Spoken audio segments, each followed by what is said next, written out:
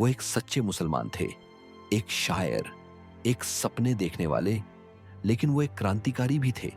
उन्होंने सिर्फ अब भारत की आजादी के लिए जान नहीं दी, बल्कि ये साबित करने के लिए दी कि हिंदू और मुस्लिम एक साथ लड़ सकते हैं, खून बहा सकते हैं और मर सकते हैं एक ही सपने के लिए।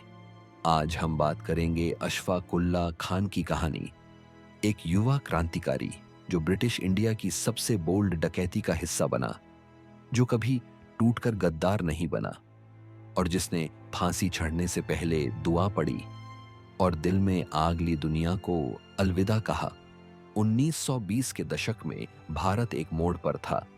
गांधी जी का नॉन कोऑपरेशन मूवमेंट जोर पकड़ रहा था, लेकिन कुछ नए युवा आगे आ रहे थे जिनके इरादे थे तेज, जज्बा था नया। 22 अक्टूबर 1900 को शाहजहांपुर, उत्तर प्रदेश में पैदा हुए अशफाक उल्लाह खान एक ऐसे समय में बड़े हुए जब धर्म के नाम पर फासला बढ़ रहा था।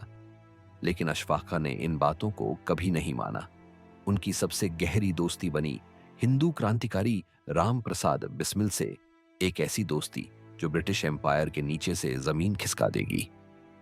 उनका सपना था एक ऐसी आजाद भारत जहां धर्म नहीं, सिर्फ इंसानियत हो।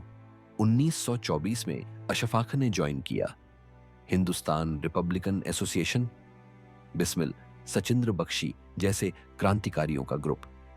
उनका लक्ष्य था हथियार उठाकर पूरी आजादी पाना, लेकिन इनकलाब के लिए पैसे चाहिए थे और इसीलिए 9 अगस्त 1925 को की गई काकोरी ट्रेन रॉबरी। एक ब्रिटिश ट्रेन रोकी गई, सरकारी खजाना लूटा गया, बिना किसी आम आदमी को छूते हुए। यह एक सोची समझी चाल थी, बोल्ड भी थी और यह एक जंग थी, लेकिन ब्रिटिश ने इसका जवाब और भी ज्यादा कठोर दिया। अगले कुछ महीनों में 40 से ज्यादा क्रांतिकारी पूरी कंट्री में पकड़े गए। अशफाक छुपने में कामयाब रहा, लेकिन वो देश छोड़कर भागना नहीं चाहता था। वो दिल्ली गया, प्लान बनाया कि इंजीनियरिंग सीखकर मूवमेंट में और मदद करेगा। उसने एक दोस्त पर भरोसा किया और वही दोस्त बन गया, गद्दार। 7 दिसंबर 1926 को उसे पकड़ लिया गया। जिस पुलिस ऑफिसर ने उसे अरेस्ट किया उसकी आंखों में आंसू थे, क्योंकि अशफाक एक दयालु, ईमानदार और ईमानदार मुसलमान के रूप में जाना जाता था। लेकिन अब तकदीर फैसला कर चुकी थी।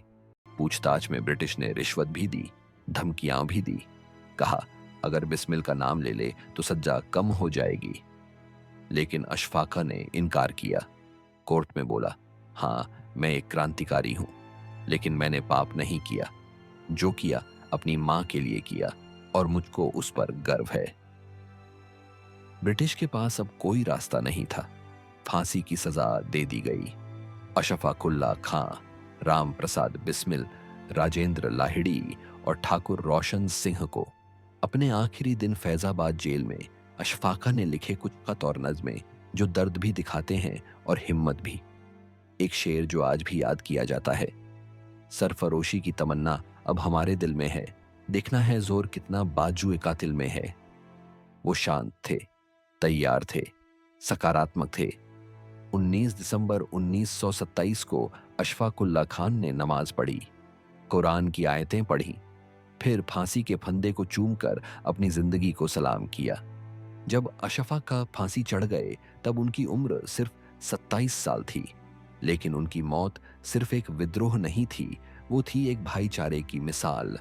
एक मुसलमान जो एक हिंदू को अपना भाई मानता था, एक धार्मिक इंसान जो एक सेक्युलर और आजाद भारत के लिए लड़ा, एक शायर जो अपनी जान देकर एक सोते हुए देश को जगा गया।